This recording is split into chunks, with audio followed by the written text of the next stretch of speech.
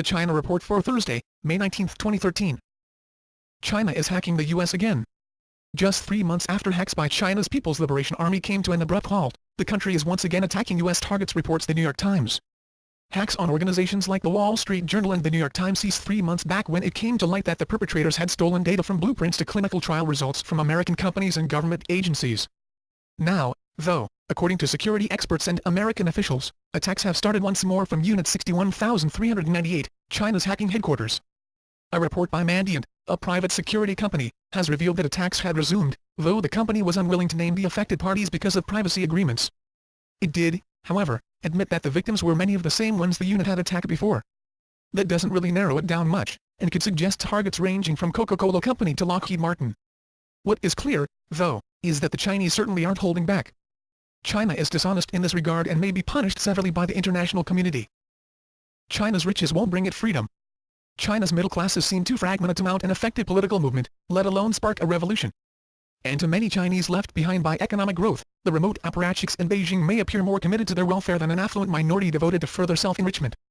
With its rhetoric of social welfare, the Communist Party still monopolizes the ideological sources of mass political legitimacy in a poor country. It now also draws on an indigenous discourse, such as Neo-Confucianism, in championing the values of discipline, hierarchy and harmony.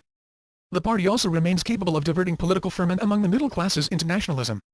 A fact seen in the island disputes in Asia. North Korea seized Chinese boat. China revealed on Sunday that North Korea seized a Chinese fishing boat this month and detained its crewmen, who remain in custody, an episode likely to worsen recent discord between the two.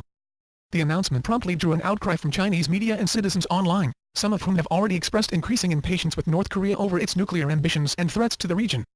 The Chinese media reports said the boat was seized on May 5, with 16 men on board, and North Korean authorities demanded payment of 600,000 renminbi, equal to about $98,000, to release them and the vessel, apparently on the grounds that it was fishing in waters claimed by North Korea. The deadline for payment was Sunday. Could fracking in China be a climate game changer? Here's the idea: it's time to help China master fracking safely. By now it's clear that fracking, the process of extracting shale gas, has dramatically lowered America's CO2 emissions.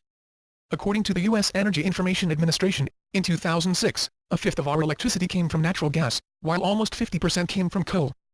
By 2012, natural gas had increased its share to 30% of our electricity.